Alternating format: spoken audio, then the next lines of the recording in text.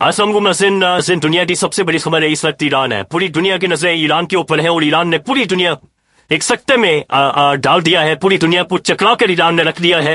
गुज़श्ता चंद घंटों में जो कुछ ईरान ने किया है, छोड़े कंपैरिजन को, नाजायज रियासत के इधर खड़ी है और ईरान के इधर खड़ा है, इस चीज को बोली मारे। लेकिन चंद घंटों में जो कुछ ईरान ने कर दिया है, इसने दुनिया की सबसे खौफनाक मिथ, ताकत, जोम, नशा, टेक्नोलॉजी, बदमाशी, फलाना ढिमकाना, उसको पाश पाश करके रख दिया है।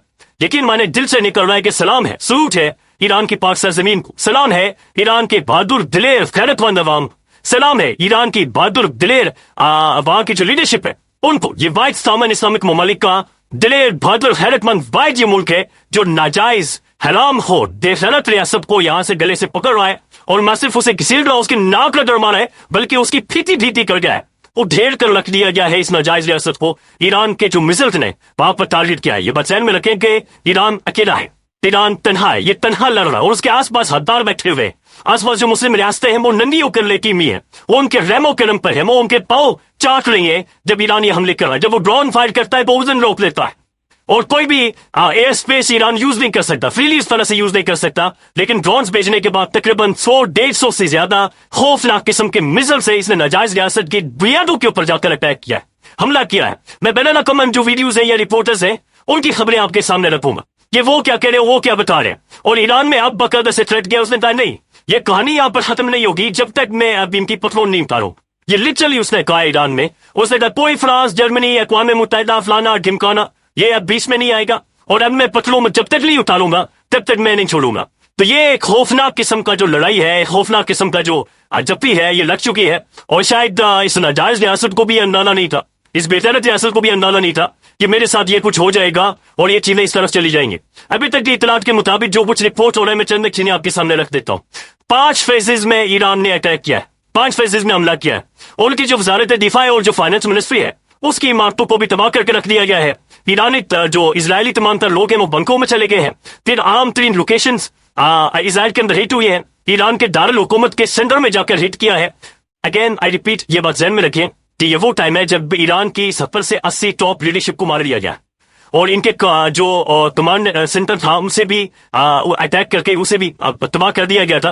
तो दोबारा से उनका जो कमांड सेंटर है उसे री एस्टेब्लिश किया गया, उसे आप कह सकते हैं कि री एस्टेब्लिश करने के बाद दोबारा से ये अटैक हुआ है। तो ये एक बहुत ही बैकफुट पर जाने के बाद ईरान ने विदिन 12 घंटों के अंदर अंदर ये सब कुछ किया है। अब जो डॉन अखबार भी लिख रहा और बैन अक़वामी तमाम तर मीडिया लिख रहा है उसके मुताबिक ईरान ने 2 से 3 तैयारे जंगी जहाज इजराइल के मार गिराए हैं, जिनके अंदर बताया जा रहा है कि इस सदी का सबसे खौफनाक तैयारा F-35 भी इसके अंदर शामिल है।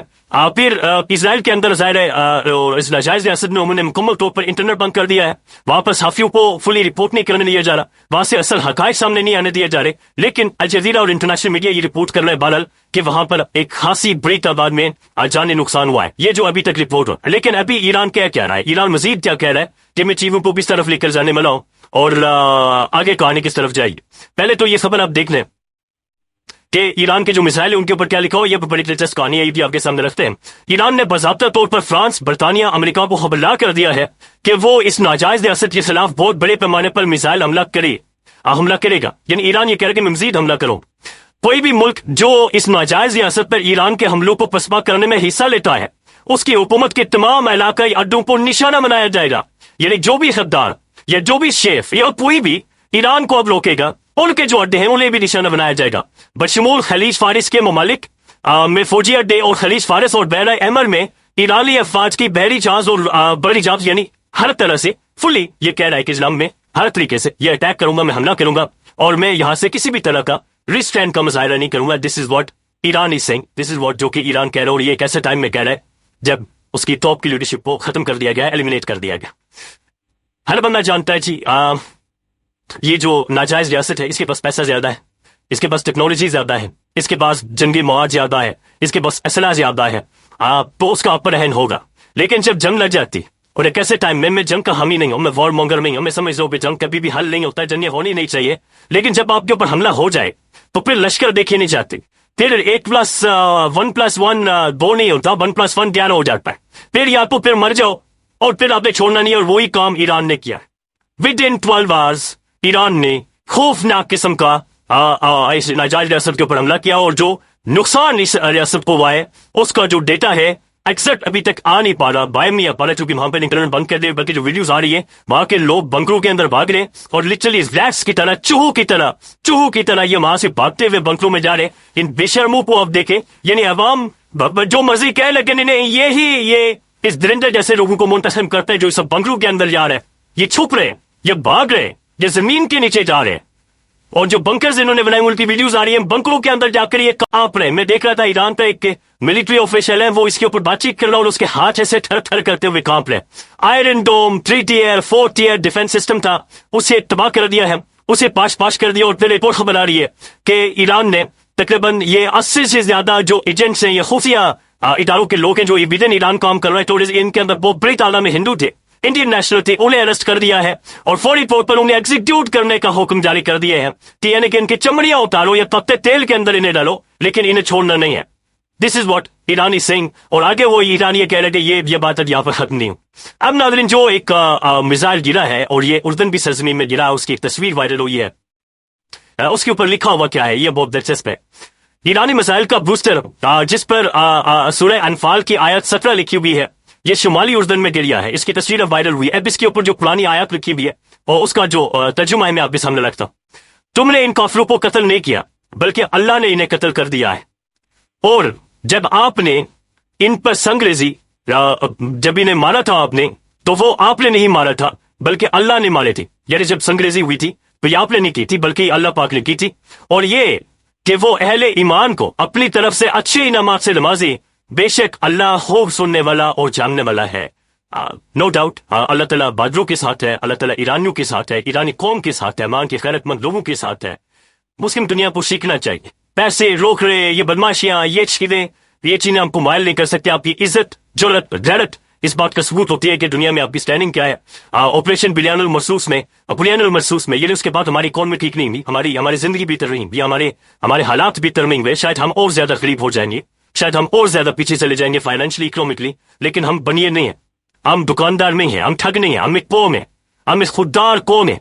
हमारी इज्जत जब उसके ऊपर बातचीत आएगी तो फिर हम लड़े पड़ेंगे और फिर हम पूछेंगे। ये एक पोस्ट नाज़रीन शेयर हो रही है और मैं चाह रहा हूं कि मैं बढ़कर आपके सामने रखूं।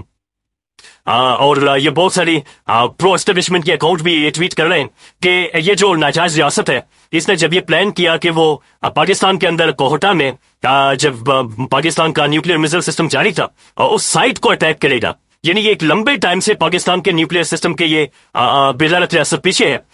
तो उस वक्त जाहिर है जो इसके तैयारे हैं उन्हें पाकिस्तान तक पहुंचने के लिए बीच में मुल्क चाहिए था, और वो मुल्क था इंडिया। कि इंडिया उन जेट्स को, फाइटर जेट्स को रिफ्यूल करने की इजाजत दे, इंडिया में लैंड करने की इजाजत दे, और फिर वो कोहटा के अंदर यहाँ पर आकर स्ट्राइक करे। और कोहटा के अंदर यानी वही काम जो इन्होंने इराक के अंदर किया था या जो कुछ ईरान के अंदर कर रहे हैं, वही कुछ यहाँ पर तर गुजरे और फिर यहाँ से वापस चले जाए। तो ये जब कम्युनिकेशन हो रही थी इस इजरायली नाजायज रियासत की और इंडिया की, तो पाकिस्तान की जो खुफिया इदारी है, खुफिया एजेंसी है, premier intelligence agency, inter services intelligence ISI, इन्होंने इस सारी कम्युनिकेशन को इंटरसेप्ट किया और उसके बाद बाकायदा से इंडिया को और इस नाजायज रियासत को इन्होंने ये पैगाम भेजा कि अगर कोहटा की तरफ किसी ने अटैक करने की या आम उठाने की भी कोशिश की, द ISI उसके बाद उन्होंने जवाब क्या दिया, the ISI then informed the Pakistani Air Force about the planned attack on Kohota, which was put on high alert for any intrusion. The Pakistani Air Chief of Air Staff asked the F-16 squadron if any pilot was willing to volunteer to fly a one-way mission to Tel Aviv. Pakistan could not have flown a sortie to Israel and back because if they used external fuel ports, they would not have been easily spotted by the Israeli radar system. Then the whole Pakistani, तो फिर ज़ाहिर है पाकिस्तान का जो squadron थी या पाकिस्तान की जो एयरफोर्स के पायलट थे वो सिर्फ वन साइडेडली यानी सिर्फ यहाँ से इस नाजायज रियासत के अंदर जा सकते थे, फिर वहां से वापस नहीं आना था। तो ये बाकायदा से कम्युनिकेट किया गया कि अगर पाकिस्तान की कोहटा साइट के ऊपर अटैक होता है तो पाकिस्तानी जो फाइटर जेट्स हैं, पाकिस्तानी जो जंगी तैयारी हैं, पाकिस्तानी जो पायलट्स हैं, ये बाकायदा से एटमी मवाद अपने जहाजों के साथ लेकर इस नाजायज रियासत में जाएंगे और ये वन वे जाएंगे, यानी फिर वापस कोई नहीं आएगा, ना वो पायलट आएगा, ना पाकिस्तानी जंगी जहाज आएगा, और ना ही फिर ये नाजायज रियासत वहां पर फैल फूल सकेगी या फिर प्रोग्रेस करेगी या फिर आगे बढ़ेगी। वहां पर ना तो घास उगेगा, ना फिर बच्चा मां जलेगी और ना फिर बच्चा सीधा पैदा होगा।